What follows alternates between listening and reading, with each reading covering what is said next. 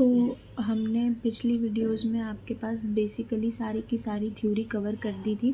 अब जो है आपके पास आता है वो है उसके प्रैक्टिस क्वेश्चंस जो हमने कहा था कि हम कवर करेंगे। तो 5.1 अब हम MCQs हैं आपके पास कवर करते हैं। पहला है कि the non current asset of a business are coded within the numerical range of 3000 to 355। अब देखो ये एक फेसिटेड कोड है क्योंकि the third digit in the code represent the type of non current asset. देखो हर digit जो है कुछ ना कुछ आपको पार्ट्स में एक्सप्लेनेशन दे ही रहा है, तो ये एक तरह की फेसिटेड कोडिंग है। अब वो कह क्या रहा है कि जो नॉन करंट एसेट है for business are coded within the numerical range. सही है, ये रेंज है, इसके बीच में आपके जो है नॉन करंट एसेट लिखे गए हैं। The third digit in the code represent the type of non current asset. Code का थर्ड डिजिट मतलब कोड का 30 नहीं, मतलब 2 डिजिट ये हो गए, फिर थर्ड डिजिट मतलब ये जो 5 है ये क्या शो करेगा, कौन से टाइप का नॉन करंट एसेट है।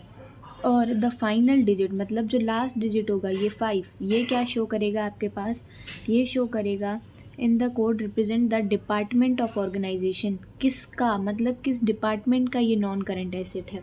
तो हमारे पास क्वेश्चन क्या कहता है, ये आपके पास दिए गए हैं कि एक लैंड है, फिर है प्लांट है, मशीनरी है और मोटर व्हीकल है और ऑफिस इक्विपमेंट और फिटिंग्स दी गई हैं। ये सारे के सारे हमारे पास एग्जाम्पल हैं किसके, नॉन करंट एसेट के, और ये डिपार्टमेंट दिया गया है। तो अब आपको क्या करना है, अब वो पूछ रहा है what would be the code given to the purchase of a new desk for a chief accountant. अब देखो हमने ख़रीदा है एक नया डेस्क, डेस्क हमारे पास एक नॉन करंट एसेट है और ख़रीदा किसके लिए है, चीफ अकाउंटेंट के लिए। चीफ अकाउंटेंट का मतलब है कि ये अकाउंट्स के डिपार्टमेंट से आया है खर्चा, तो आपने अकाउंट्स को टिक कर दिया, सही है। फिर वो डेस्क बोल रहा है, डेस्क देखो किस टाइप का नॉन करंट एसेट है, ऊपर देखो क्या डेस्क लैंड या बिल्डिंग है, नहीं।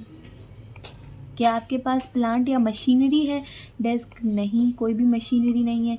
क्या आपके पास कोई व्हीकल है, नहीं। क्या ये आपके पास ऑफिस का इक्विपमेंट है या कोई फिटिंग है ऑफिस की, तो ये ऑप्शन सही है क्योंकि ये ऑफिस का एक इक्विपमेंट है, सही है। फिर आपके पास आता है इनटेंजिबल एसेट्स होते हैं, सही है। तो लेकिन ये हमारे पास ऑफिस का इक्विपमेंट और फिटिंग है, तो आपने जब कोड बनाओगे तो कैसे बनाओगे, 30 तो कंपलसरी आएगा ही आएगा, सही है, 30 तो आएगा। उसने कहा था कि जो थर्ड डिजिट आप लिखोगे वो आप लिखोगे type of non current asset का, जो थर्ड डिजिट है, third digit type of non current asset किस पे आता है, 1 2 3 4, ऑफिस इक्विपमेंट 4 नंबर पे। फिर उसने कहा था फोर्थ डिजिट जो होगा वो आप लिखोगे किस डिपार्टमेंट का खर्चा है, फाइनल डिजिट, सही है, किस डिपार्टमेंट का है, अकाउंट्स का, और अकाउंट्स किस नंबर पे शो किए गए हैं, 4 नंबर पे, तो यहाँ पे भी आप लिखोगे 4। तो मतलब अगर आपने अकाउंट्स डिपार्टमेंट के लिए डेस्क खरीदा है तो कोड आप दोगे 3044, जो कि आपका ऑप्शन नंबर है आपके पास सी ऑप्शन नंबर पे, ये रहा इसका आंसर, सही। अब आते हैं नेक्स्ट क्वेश्चन पे। नेक्स्ट क्वेश्चन है आपके पास, ये थोड़ा सा क्लियर नहीं है फिर भी हम इसको पढ़ने की कोशिश करते हैं। क्वेश्चन आपके पास जो है वो कह रहा है, इस क्वेश्चन को थोड़ा सा क्लियर करते हैं, मैं रीड करती हूँ, आप थोड़ा सा देखने की कोशिश कीजिए कि आपको समझ आता है या नहीं, सही है। तो क्वेश्चन है आपके पास, the following information relates to question 5.9 to 5.10। ये कहता है कि जो क्वेश्चन आगे आप सॉल्व करोगे 5.9 और 5.10 उसके लिए ये डेटा एप्लीकेबल है, सही है। पीछे जो हमने क्वेश्चन किया वो फेसिटेड की एग्जांपल था, देखो वो फेसिटेड की एग्जांपल कैसे था, ये क्वेश्चन जो हमने किया ये फेसिटेड कोडिंग की एग्जांपल था क्योंकि हर उसका जो डिजिट है उसका हर डिजिट हमें कुछ ना कुछ इन्फॉर्मेशन दे रहा था, किसके बारे में, आइटम के बारे में। अब ये जो है इसको हम देखते हैं ये किस तरह का है। देखो ये नंबर्स आपको मैं यहाँ से पढ़ती हूँ, आप फिर समझ के अपनी नोटबुक में नोट डाउन कर लें। यहाँ पे होता है कॉस्ट सेंटर, कॉस्ट सेंटर को उसने कोड दिया हुआ है, ये कॉस्ट सेंटर लिखे हुए हैं कि ये कॉस्ट किस सेंटर से आई है, और और ये जो है उसके कोड्स लिखे हुए हैं। जैसे पहला कॉस्ट सेंटर है मशीनरी, दूसरा है फिनिशिंग, फिर पैकेजिंग, फिर स्टोर्स, फिर मेंटेनेंस। और ये कोड कैसे चलता आ रहा है 10, 11, 12, 13, 14। ये कोड किस टाइप का कोड था हमारे पास, ये सीक्वेंशियल टाइप था, क्योंकि ये एक सीक्वेंस चलती आ रही है, पहले 10, फिर 11, फिर 12, फिर 13, फिर 14। फिर आता है कि किस टाइप का एक्सपेंस है, टाइप ऑफ एक्सपेंस लिखा गया है। अगर वो इनडायरेक्ट मटेरियल्स है तो उसका कोड 410, 420, 400 ऐसे करके पूरा लिखा गया है। पहले लिखा है indirect material depreciation of production machinery, ये है डेप्रिसिएशन ऑफ प्रोडक्शन मशीनरी, वो मशीनरी जो आपको डायरेक्टली प्रोडक्शन के लिए काम आई है उसकी डेप्रिसिएशन। फिर है इनडायरेक्ट वेजेस, मेंटेनेंस मटेरियल्स ये, और depreciation of non production equipment की डेप्रिसिएशन। सही है, नॉन प्रोडक्शन का मतलब है वो जो आपकी प्रोडक्शन के अंदर काम नहीं आए, तो ये क्वेश्चन हम सॉल्व करने पर आते हैं। कैसे करेंगे आप उसको देखो। आगे आपसे क्वेश्चन ये पूछ रहा है the coding for the higher cost of a packing machine is 12,450 of a packing machine, higher cost of a packing machine. देखो अगर मशीन को पैक करते हो तो उसका कोड ये है, मतलब the coding for hire cost of a packing machine is 12,450। 450 है क्योंकि पैकिंग किसका काम होता है आपके पास, मशीन हायर कॉस्ट। इधर उसने आपको एक एग्जांपल भी दी हुई है, ये आपके पास लिखा हुआ है मशीन हायर कॉस्ट, और इसका कोड क्या है 494। आपके पास इसका कोड क्या है 450, ये 60 तक कोड है 460। सही है, और ये शुरू कहाँ से हो रहे हैं 410 से। तो आपके पास मशीन हायर कॉस्ट 490 में आती है, 450 में आ गई, तो 450 मशीन हायर कॉस्ट, उसने एक एग्जांपल दी है। और यहाँ पे देखो पैकिंग का काम है, तो पैकिंग का नंबर कौन सा है, पैकिंग का नंबर आपके पास है 12, तो आपने कोड बना दिया 12,450। सही है, packing of machine hire cost. सही है, उसने एक एग्जांपल भी दी है। अब वो आगे आपसे पूछ रहा है ऐसे ही आप मुझे कोड बना कर दो। पहला क्वेश्चन जो है वो पूछ रहा है 5.9, क्लियर नहीं है तो मैं पढ़ती हूँ, तो आप उसको नोट डाउन करके कॉपी में फिर मेरे साथ सॉल्व करो। What is the coding for depreciation of maintenance equipment. अब वो बोल रहा है कोई मेंटेनेंस का इक्विपमेंट है उसकी डेप्रिसिएशन है। मेंटेनेंस का इक्विपमेंट क्या कभी प्रोडक्शन से रिलेट करता है, नहीं करता है। देखो मेंटेनेंस का इक्विपमेंट है तो आप सबसे पहले डिपार्टमेंट कौन सा है, मेंटेनेंस, तो कोड क्या लगेगा 14 तो आएगा। फिर देखो क्या है, मेंटेनेंस का इक्विपमेंट, आप उसकी डेप्रिसिएशन पूछ रहा है, depreciation of a maintenance equipment. तो क्या मुझे बताओ, मेंटेनेंस का इक्विपमेंट आपको प्रोडक्शन में कभी काम आता है, नहीं आता, तो depreciation of non production equipment जिसका कोड क्या है 460। तो 14,460 आपके पास क्या हो गया इसका आंसर, तो आपका ये हो गया ऑप्शन नंबर डी 14,460। सही है। इसके बाद हम आते हैं what is the coding for the issue of indirect material issued from stores to machining department. देखो मशीनिंग डिपार्टमेंट में ये खर्चा गया है, मशीनिंग डिपार्टमेंट का नंबर ढूंढो, क्या है, मशीनिंग डिपार्टमेंट का नंबर है 10, सबसे फर्स्ट वाला मशीनिंग डिपार्टमेंट। तो आप 10 तो लिखोगे। इसके बाद आपके पास आता है मशीनिंग डिपार्टमेंट के अंदर कौन सा खर्चा हुआ है, इशू ऑफ इनडायरेक्ट मटेरियल। आप देखो इशू ऑफ इनडायरेक्ट मटेरियल ये भी फर्स्ट नंबर पे पड़ा हुआ है जिसका कोड है 410। तो अब आप इधर लिख लो 410। तो कोड ढूंढो इनमें से कौन सा है आपके पास। अगर आप यहाँ पे देखो तो ऑप्शन नंबर ए आपके पास गिवन है 10 आपको शो कर रहा है कॉस्ट सेंटर को, और 410 शो कर रहा है आपको कि किस टाइप का मशीनिंग डिपार्टमेंट।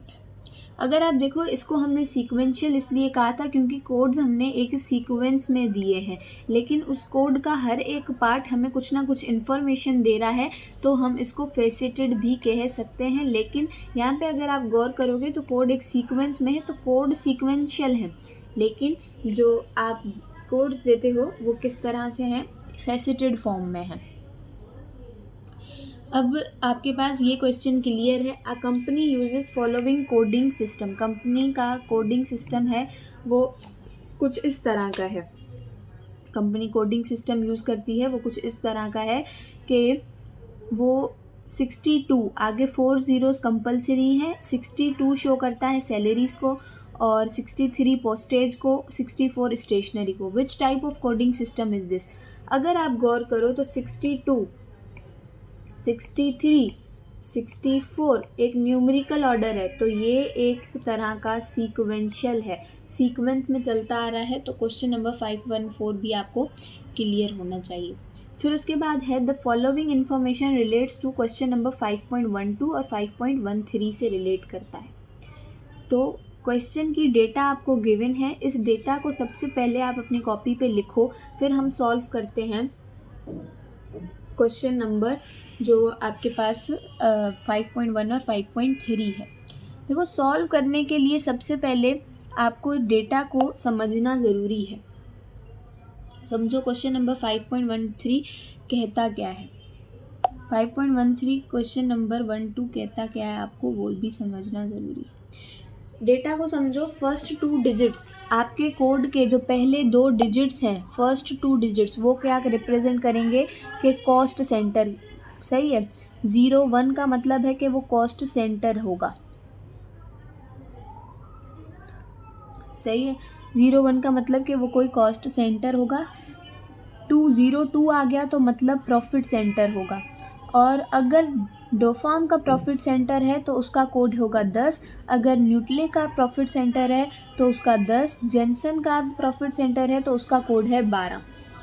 बाकी के जो थर्ड 2 डिजिट्स हैं, मतलब थर्ड 2 डिजिट्स, पहले के 2 डिजिट्स ये, बाकी के जो थर्ड 2 डिजिट्स हैं, मतलब इधर आने वाले 2 डिजिट्स जो भी हैं वो क्या रिप्रेजेंट करेंगे। अगर 1.5 मीटर की डाइनिंग टेबल है, 11, 12, 13, ऐसे आपने पूरा कोडिंग दे दिया है हर आइटम को। अब हम करते हैं क्वेश्चन हमसे क्या पूछ रहा है।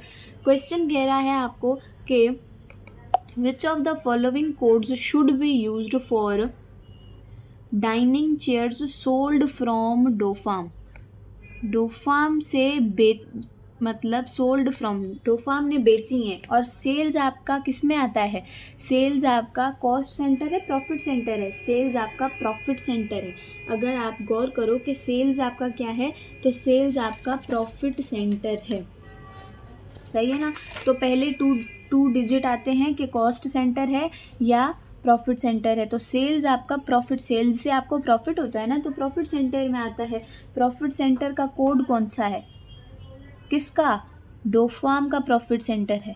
ये भी नोट करो ना, डोफार्म का प्रॉफिट सेंटर है, तो प्रॉफिट सेंटर का कोड कौन सा है। सबसे पहले कि वो प्रॉफिट सेंटर है तो आप कोड लगाओ 02, लगा दिया। फिर वो किसका है, डोफार्म का है, न्यूटले का है, किसका है, ये डोफार्म का है तो 10 लगाओ, लगा लिया। अब आप मुझे बताओ उसने बेचा क्या है, उसने क्या डाइनिंग टेबल बेची है, लेकिन साइज़ तो हमें नहीं बताया गया, तो आप इस ऑप्शन को कैंसिल करो। इधर भी साइज़ है, कैंसिल करो। यहाँ पे राउंड कॉफ़ी टेबल ऐसा कुछ नहीं बताया गया, उसने सिर्फ कहा है कि उसने डाइनिंग चेयर ली है। डाइनिंग चेयर ली है तो डाइनिंग चेयर का कोड ढूंढो, क्या 15 है, डाइनिंग चेयर का कोड 15 है, तो यहाँ पे 15 लिखो। तो यहाँ पे कोड फाइंड करो 021015, 021015 देखो कोड है ऑप्शन में। ऑप्शन ए है आपके पास 013011, कुछ इस तरह का। और यहाँ पे आपके पास आ जाते हैं ऑप्शन, ये रहा आपके पास 021015, ये ऑप्शन आपका करेक्ट ऑप्शन 021015, सही है। उसी तरह से 5.13 कहता है विच ऑफ द फॉलोइंग और codes should be used for 1.5 mm dining table sold from Nutley. Nutley ने 1.5 m की डाइनिंग टेबल बेची है, उसका कोड बताओ। अब देखो न्यूटले ने बेची है, सेल्स की है, फिर से उसने सेल्स की है, तो सेल्स का डिपार्टमेंट कौन सा होता है? प्रॉफिट सेंटर होता है सेल्स। तो 02 तो आएगा, प्रॉफिट सेंटर है, लेकिन न्यूटले का प्रॉफिट सेंटर है तो 11 आएगा। सही है। और फिर उसने बेचा क्या है? 1.5 m डाइनिंग टेबल, मतलब 11, पहला कोड। तो 0211 देखो कोई कोड है आपके पास? 0211 कोई कोड है? बिल्कुल पड़ा हुआ है 0211 कोड आपके पास। सही है। अब आता है क्वेश्चन नंबर 5.15 है, a company uses the following coding system, x indicates another digit in the code.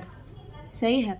X जो है इंडिकेट कर रहा है कोई भी दूसरा डिजिट कोड के अंदर, जैसे 4x, 5x, 6x लेबर, ये ब्लॉक कोडिंग है, क्योंकि 4 से लेकर x कोई भी डिजिट है तो 4 से लेकर 5 तक जितनी भी ट्रांजैक्शंस होंगी ये कुछ ना कुछ कोड की फॉर्म में होंगी, और ये एक ब्लॉक बन गया तो ये आपके पास ब्लॉक कोडिंग है। अगर आपने ब्लॉक कोडिंग अभी तक उसकी वीडियो नहीं देखी तो देखो और उसको समझो।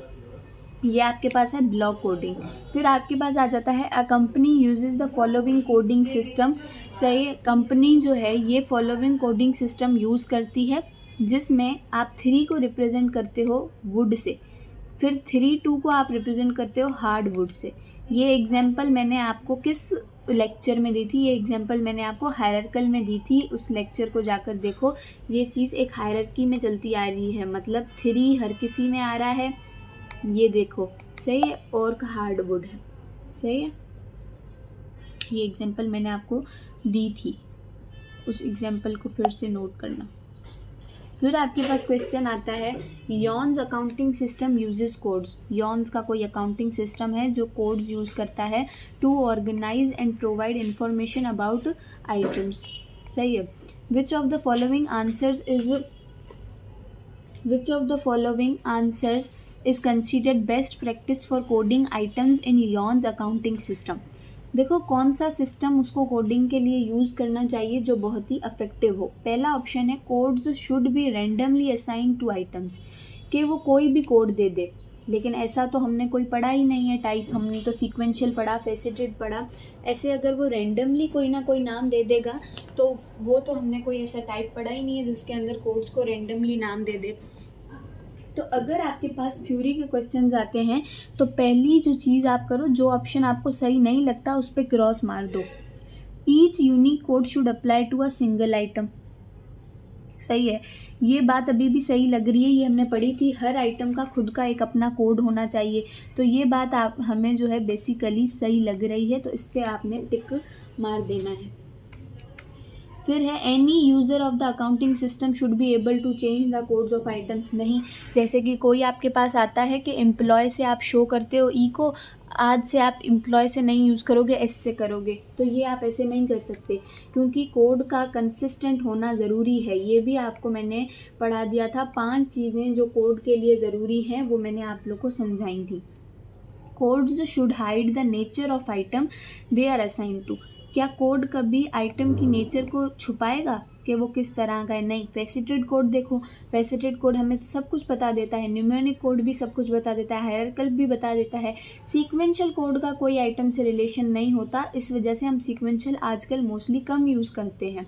तो ऑप्शन बी जो है बेस्ट फिट हो रहा है, तो ऑप्शन बी। फिर आपके पास स्टेटमेंट है, what are the features of effective coding system. Everyone can introduce new code. नहीं, कोड का कंसिस्टेंट होना ज़रूरी है। Multiple items share codes.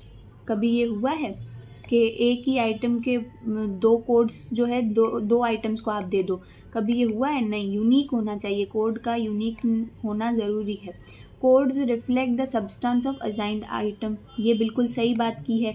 Code जो है रिफ्लेक्ट करता है, मतलब अगर 112 किसी का कोड है तो मतलब वो किसी ना किसी आइटम को शो करता है, रिफ्लेक्ट करता है। Codes follow a standard style and format. बिल्कुल, हमने एक फॉर्मेट रखा होता है, जो मैंने रीडिंग के अंदर आपको बताया था, chart of accounts. Chart of accounts, जब भी हम कोड बना रहे होते हैं तो एक चार्ट बनाते हैं, कौन से आइटम को कौन सा नाम दिया है, तो ये एक स्टैंडर्ड स्टाइल या फॉर्मेट होता है। तो आपके पास ये स्टेटमेंट गलत थी, ये गलत थी, लास्ट वाली दो सही थी। Option B statement 3 and 4 are correct only, सही है। फिर आपके पास आ जाती है क्वेश्चन नंबर 3 है Amy is second hand. Amy is second hand हमारे पास लिखा हुआ है डीलर। ये एक सेकेंड हैंड कार डीलर है। सेकेंड हैंड कार डीलर का मतलब होता है कि कार की डीलिंग कराते हैं। जैसे कभी आप फ्लैट्स बुक करवाते हो तो बीच में कुछ आपके पास कमीशन लेने वाले लोग भी होते हैं, इसको आप सेकंड हैंड डीलर्स बोलते हो। वैसे ही कार के ऊपर भी सेकंड हैंड डीलर्स होते हैं। She uses a coding system to record हर बिजनेस ट्रांजेक्शन। सही है। वो क्या करती है, जैसे हमने पढ़ा था बिजनेस ट्रांजेक्शन्स के अंदर कोड्स का बड़ा हाथ होता है यूजेज ऑफ कोड्स के अंदर, वैसे ही ये लड़की भी क्या करती है, ट्रांजेक्शन्स को रिकॉर्ड करती है। किसकी मदद से, इनके कुछ कोडेड नंबर्स की मदद से। वो क्या करती है, सेल्स को 100 से शो करती है, 200 मतलब एसेट्स, और सेकंड नंबर जो होता है, फर्स्ट 2 नंबर हैं उसके जो फर्स्ट 3 नंबर हैं वो इसको शो करते हैं, और आखिर में जो उसके सेकंड नंबर हैं तो वो 300 से अपने पेबल्स को शो करती है, 400 से अपने रेसिबल्स को, और 500 से कैश को। सीक्वेंशियल ऑर्डर है 100, 200, फिर 300, फिर 400, फिर 500। लेकिन ये कुछ ना कुछ इन्फॉर्मेशन दे रहे हैं। अब वो पूछ क्या रहा है हमसे, Amy is coding an invoice. वो क्या बना रही है, एक इनवॉइस बना रही है, received from for a computer bought on credit. मतलब वो उस चीज़ की इनवॉइस का कोड लिख रही है। इनवॉइस क्या है, उसने एक कंप्यूटर लिया था क्रेडिट के ऊपर। Received for a computer bought on credit. Amy ने कंप्यूटर लिया था क्रेडिट के ऊपर, मतलब वो कंप्यूटर उसके लिए तो पेबल हुआ, क्योंकि क्रेडिट में है तो वो कंप्यूटर इसके लिए पेबल हुआ। Coding an invoice received for computer, और कंप्यूटर आपके पास क्या है, एक एसेट है, तो एसेट को आप 200 से शो करते हो, तो आपके पास पहला डिजिट हो जाएगा 200, और रेसिबल नहीं है, वो आपका पेबल है क्योंकि आपने उधार पे लिया है, तो 300, तो 200, 300, ये इसका कोड है। Option number D, option number D. Next हमारे पास है which of the following are features of an effective coding system. इनमें से कौन सा जो है फीचर है इफेक्टिव कोडिंग सिस्टम का। ये क्वेश्चंस हम बाद में करेंगे, नेक्स्ट वीडियो के हैं, क्योंकि इसको थोड़ा समझाने में टाइम लगेगा। हम जो है बेसिकली कर रहे हैं बीपी की उसके और बीपी किट के और कैप्लान के। वो करने के बाद हम जो है अगली नेक्स्ट वीडियो में हम उसके करेंगे। देखो क्वेश्चन है, a company uses the following coding system. Company ये फॉलोइंग कोडिंग सिस्टम करती है। X indicates another digit in the code. देखो ये हमने कर लिया था, ये एक ब्लॉक कोडिंग है, ये पिछला ही सवाल है, और ये आपके पास हायरार्किकल है, ये जस्ट पीछे वाला ही सवाल है। ये भी हमने कर लिया था। इसका ऑप्शन डाइनिंग चेयर्स ली हैं उसने, तो 0 to 1 5 वाला था, और ये भी हमने पीछे वाला ही सवाल में कर लिया था। Company uses the following coding system 63, तो ये आपके पास एक सीक्वेंशियल कोडिंग का एग्जाम्पल है। तो ये भी क्वेश्चंस आपके हो गए थे। हॉकी स्किल ऑपरेट्स, ये थोड़ा सा जो है ध्यान देने की ज़रूरत है इस क्वेश्चन पे। इस क्वेश्चन पे थोड़ा सा ध्यान दो। क्वेश्चन कहता है कि hockey skill operates from 3 main sides in analysing it's cost overheads. Cost के ओवरहेड्स, मतलब ओवरहेड्स का चैप्टर आपका MA1 का मेजर चैप्टर है, जो कि जिसकी सीरीज़ आपको दी जाएगी। It uses a 9 digit code system. A sample from the coding manual shows. Coding के मैनुअल का एक सैम्पल आपको दिया गया है। उसके पास टोटल 3 साइटें हैं, एक विटबाय, एक है स्कॉर्ब्रो और यॉर्क। उसकी 3 वेबसाइट्स हैं, ये समझ लो, एक विटबाय, एक स्कॉर्ब्रो, एक यॉर्क, मतलब जिसके कोड्स हैं 100, 200, 300। सही है। फिर आपके पास है उसका एक्सपेंडिचर का टाइप, कौन सा खर्चा, अगर रेंट का है तो 410, पावर का है 420, ऐसे करके सारे एक्सपेंसेस। और फंक्शन किसका है, मतलब वो एक्सपेंस कहाँ से आया है, परचेजिंग से आया है, फाइनेंस से आया है, प्रोडक्शन से आया है या सेल्स से आया है। तो अब आपको बोलता है कि आप ऑर्डर ऑफ कोडिंग ये है कि सबसे पहले आप साइट लिखोगे, फिर उसके बाद आप टाइप एक्सपेंडिचर का लिखोगे और फिर फंक्शन लिखोगे। कोड की अरेंजमेंट ये है कि पहले आप साइट लिखो, फिर आप एक्सपेंडिचर लिखो, फिर आप फंक्शन लिखो। सही है। देखो कहने का मकसद है how would an invoice for the Whitby site for power be coded. Whitby site है तो विट बाय का कोड क्या है 100, for power be coded. Invoice बनानी है, इनवॉइस कौन सा डिपार्टमेंट का काम है आपके पास, देखो इनवॉइस आपके पास किस डिपार्टमेंट का काम है, परचेज, क्या परचेजिंग डिपार्टमेंट का काम है, परचेज डिपार्टमेंट से आता है इनवॉइस। तो रेंट है आपके पास, पावर का है खर्चा तो 420, यहाँ पे लिखोगे आप 420, सही है। 100 420 और आपके पास ये खर्चा है किसका, ये परचेजिंग का है, प्रोडक्शन का है। क्या इनवॉइस आपका प्रोडक्शन का खर्चा है, नहीं, ये आपका परचेजिंग डिपार्टमेंट से आता है तो 600 आ जाएगा। पावर जो है, पावर आपके पास परचेजिंग का खर्चा नहीं है, पावर आपके पास प्रोडक्शन डिपार्टमेंट का खर्चा है, प्रोडक्शन डिपार्टमेंट का खर्चा है।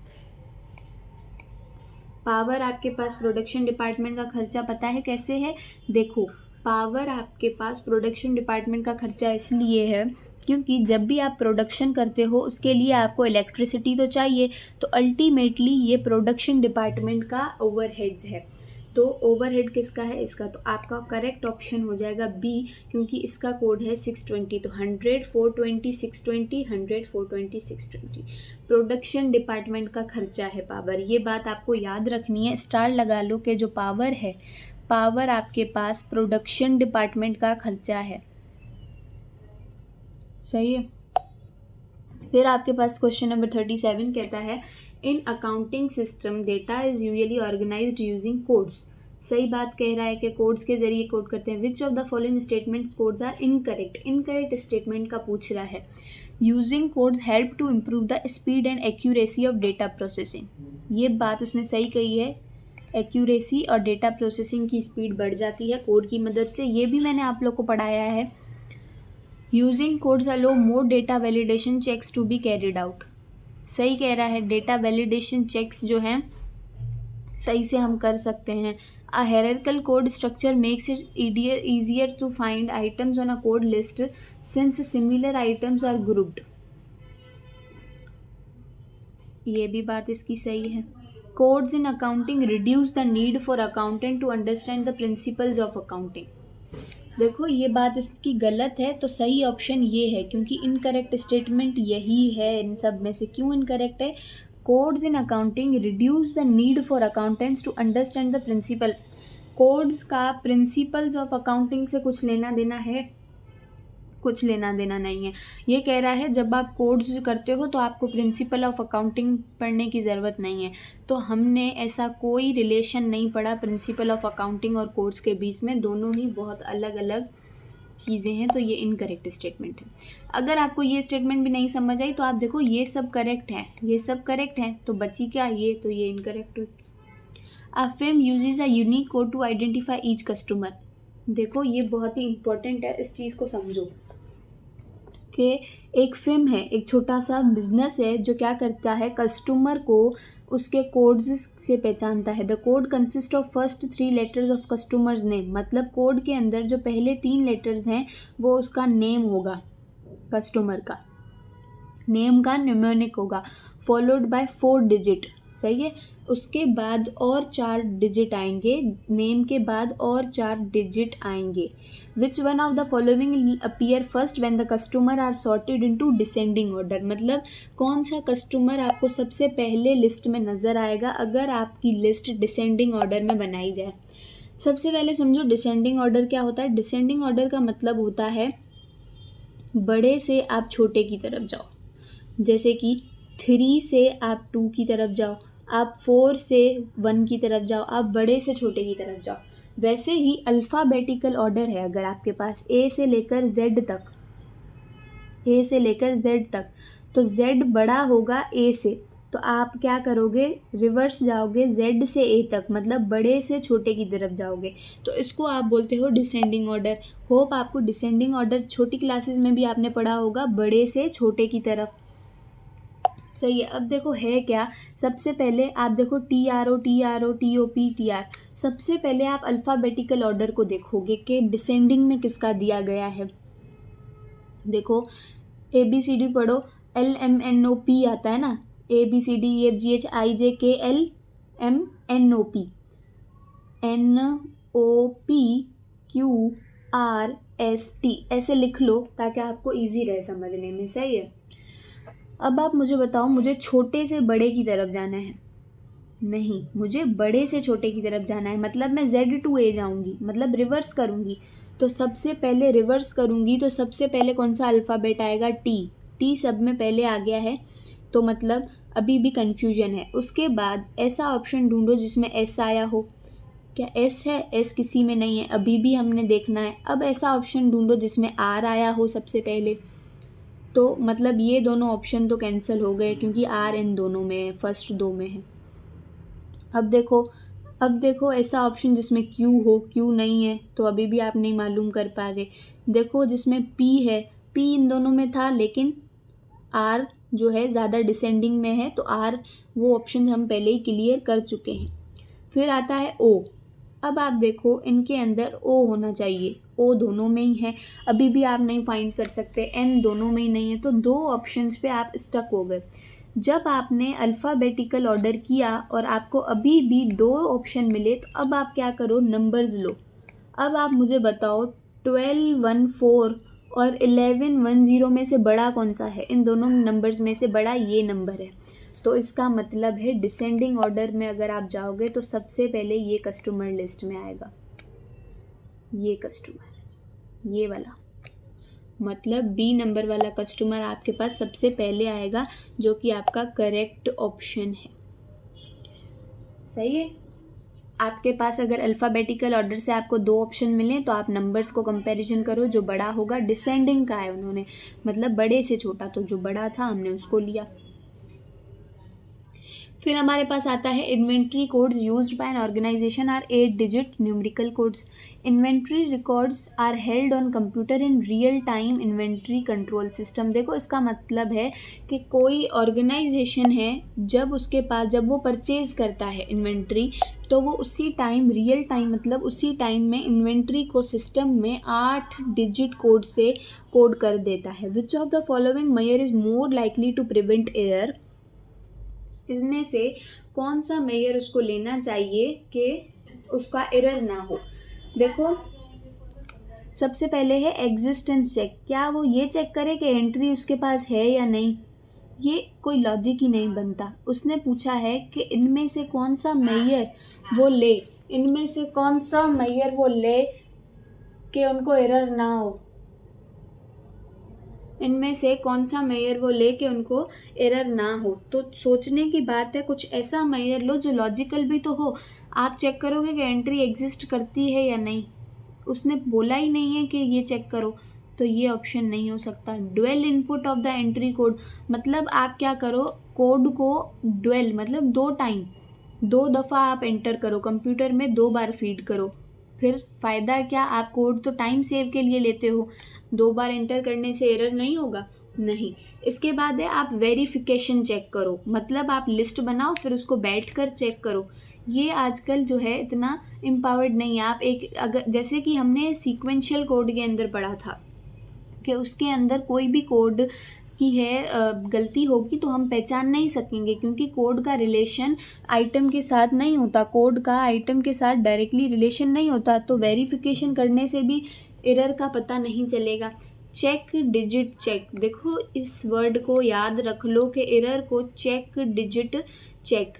देखो चेक डिजिट चेक हमारे पास क्या है, हमने पढ़ा था अगर आपके पास कोई डिजिट का हो जाए, मतलब आपकी कंपनी 4 डिजिट का कोड रखती है, मतलब जैसे इस कंपनी का एग्जांपल लो, वो हमेशा 8 डिजिट का कोड रखती है, तो वो देखे इसके पास अगर कोई 7 डिजिट का होगा तो उसको कैंसिल कर दे। तो हमने ये हब के अंदर पढ़ा था, अगर वेरिफिकेशन चेक करोगे तो उससे भी कुछ नहीं होगा, वो भी आपको नहीं पता चलेगा, एरर एग्जिस्टेंस चेक करोगे नहीं पता चलेगा, लेकिन अगर आप चेक डिजिट चेक करो तो आपको इजीली पता चल जाएगा। फिर आपके पास होता है a firm uses a unique code to identify each customer. एक फिम है जो एक यूनिक कोड देती है कस्टमर को आइडेंटिफाई करने में। The first 4 letters of each name are followed 4 digit. ये बिल्कुल सेम जैसे हमने क्वेश्चन ये वाला किया था, ये इस तरह का क्वेश्चन है। इधर भी कस्टमर को जो है 4 डिजिट से माना जाता है, और इधर भी आपसे पूछ रहा है कौन सा कस्टमर पहले आएगा अगर डिसेंडिंग ऑर्डर से चले। देखो A B C D, हमें डिसेंडिंग ऑर्डर में चलना है, तो D बड़ा है तो हम ऐसे जाएंगे, मतलब इस तरफ मूव करेंगे। तो डिसेंडिंग मतलब बड़ा D है, फिर C, फिर B, फिर A। लेकिन ना यहाँ पे देखो ऑप्शंस आपके A से ही शुरू हुए हैं, तो मतलब A से शुरू हुए हैं, तो इसका मतलब है अब आपको कोई ऐसा ऑप्शन ढूंढना है, जो आपके पास ए तो आएगा ही आएगा। आप ए की लिस्ट को छोड़ दो, ए की लिस्ट को यहीं पे ही ड्रॉप डाउन कर दो, मतलब ए को अब आप छोड़ दो क्योंकि ए हर ऑप्शन में कॉमन है। तो अब आप DAM से शुरू करोगे, मतलब इस ए को आप कैंसिल कर दो, ये हर ऑप्शन में ही है। अब आप डी से जाओगे, मतलब ये कोड तो नहीं आएगा, बी पहले आ गया, डी से ये कोड आ रहा है, डी से ये कोड आ रहा है, ये भी आ रहा है, ये भी आ रहा है। तो यहाँ पे देखो क्या हुआ, सबसे पहले डी बड़ा आया, बड़े से हम छोटे की तरफ गए, कोड सही है आपके पास, ए वाला बड़े से छोटे की तरफ गए, फिर आप बड़े की तरफ आ गए, ए से तो एम बड़ा है तो ये ऑप्शन भी कैंसिल। फिर देखो आप बड़े से छोटे की तरफ आए, सही है, फिर आप दोबारा छोटे की तरफ आए, डी से ए, तो इस ऑप्शन में अभी भी दम लग रहा है, आप बड़े से छोटे की तरफ गए हो, तो इस ऑप्शन को आप थोड़ा सा साइड पे रखो। ये ऑप्शन कैंसिल हो गया था, ये ऑप्शन भी कैंसिल हो गया। अब आपके पास 2 ऑप्शन बचते हैं, आप बड़े से बड़े की तरफ गए, फिर छोटे की तरफ आए, देखो ये हो गया।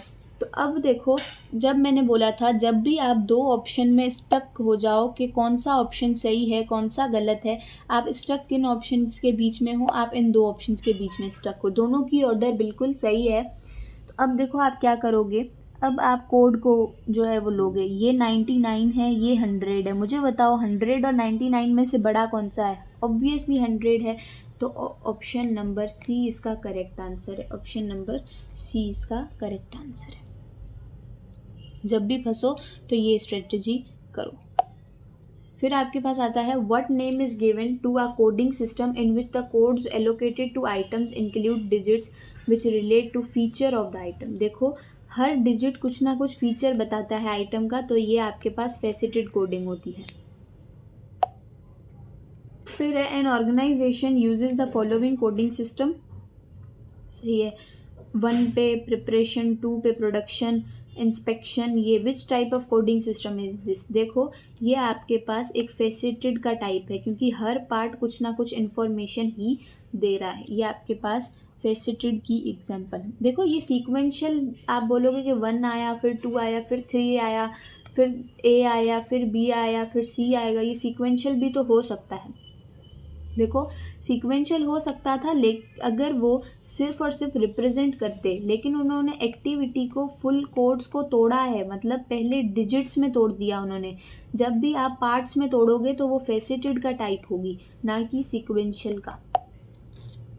N organisation uses the following coding system, देखो 8 है, फिर 81, 82, 811, 812, ये आपके पास देखो किसका टाइप है, ये 8 सब में कॉमन है, ये हायरार्की चलती आ रही है, मैंने आपको ये एग्जांपल्स दिए थे, ये एक हायरार्की में है, तो ऑप्शन नंबर सी। फिर आपके पास आ जाता है the following information relates to direct labour cost of the manufacturing staff for the last week in an organisation which makes skin care products. Company skin care products बनाती है और direct labour hours इतने हैं, hourly rate इतना है, मतलब labour ने इतने घंटे काम किया है और आवरली रेट उसको इतना मिलता है। कैलकुलेटर उठाओ अपने सामने।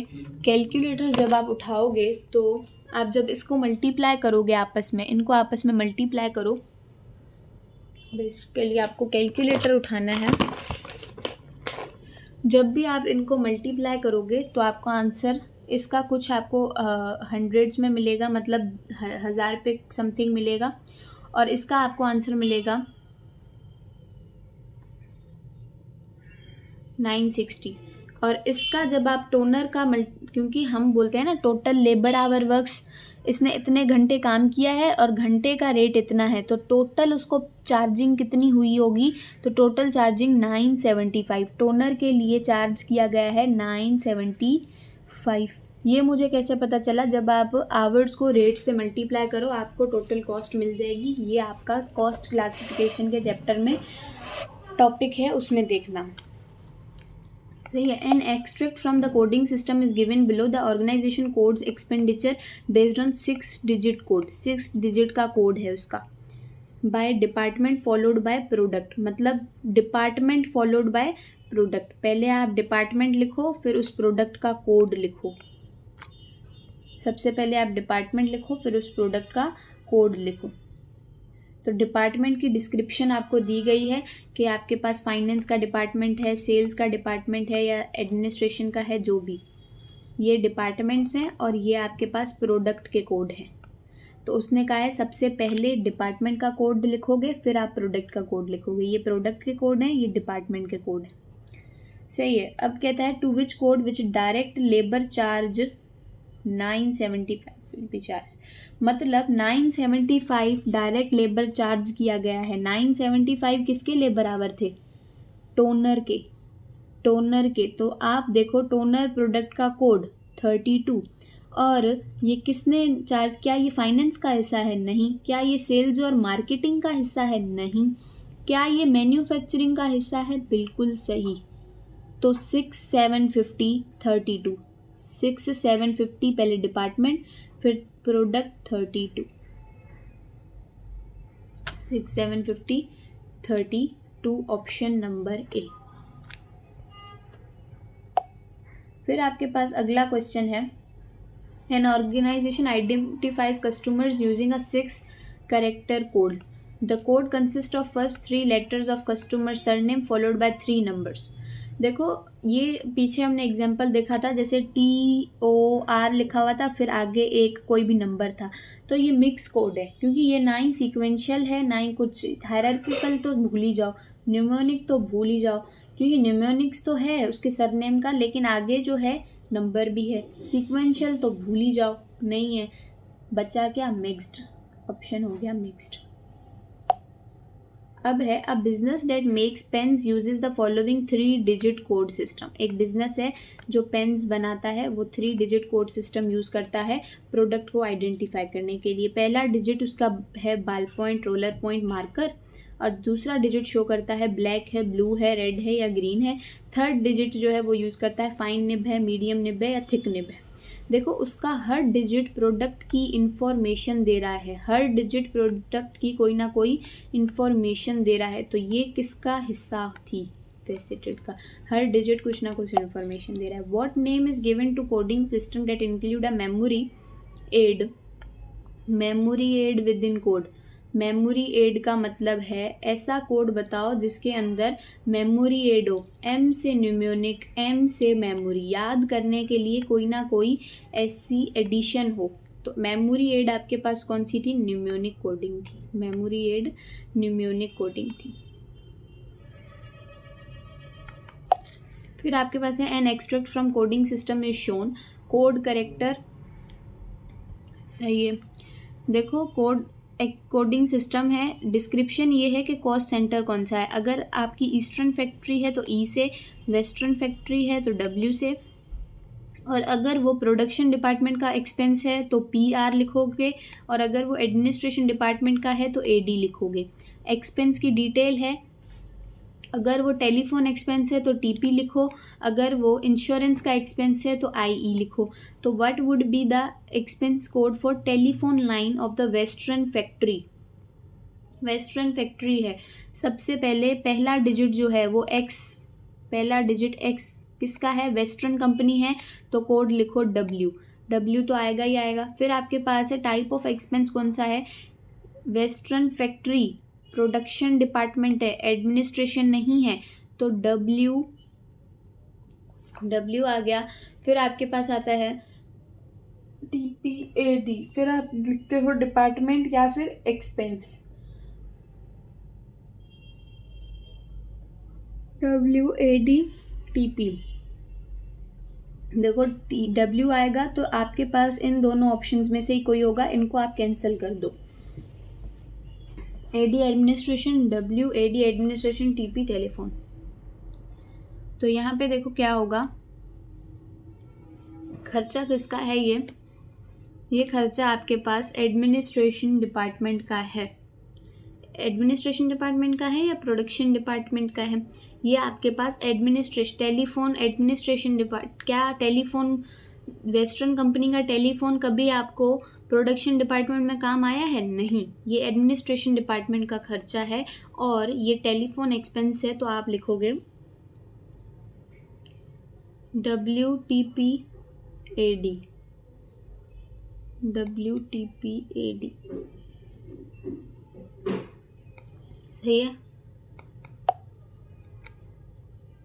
John is checking the contents of supplier purchases invoice received against its organization purchase orders. Which quality character of information does the activity improve? वेरीफेबिलिटी हो, टाइमलाइननेस हो, नहीं, अंडरस्टैंडेबिलिटी हो, नहीं, कंपेरेबिलिटी हो, नहीं। देखो जॉन क्या कर रहा है, कंटेंट चेक कर रहा है परचेज के, मतलब वेरीफाइबिलिटी होना ज़रूरी है, वेरीफाई तो करे वो, उसके पास सबसे पहले वेरीफाई करना ज़रूरी है कि वो प्रोडक्ट्स उसके पास हैं या नहीं। वेरीफाइबिलिटी का मतलब क्या है, सपोर्टेड बाय एविडेंस, जिसके अंदर कोई एविडेंस हो। The purchase order provides proof, उसने परचेज ऑर्डर दिया तो सप्लायर के पास जो इनवाइस है उसका प्रूफ है। रिसीव्ड इज जेन्युइन, मतलब जो इनवाइस आपके पास आई है वो जेन्युइन है, तो वेरीफाइबिलिटी जो है सबसे मेन है। तो ये सारा आपके पास था, इसके बाद और 10-20 MCQs हैं, वो हम नेक्स्ट वीडियो में कवर करेंगे। Thank you.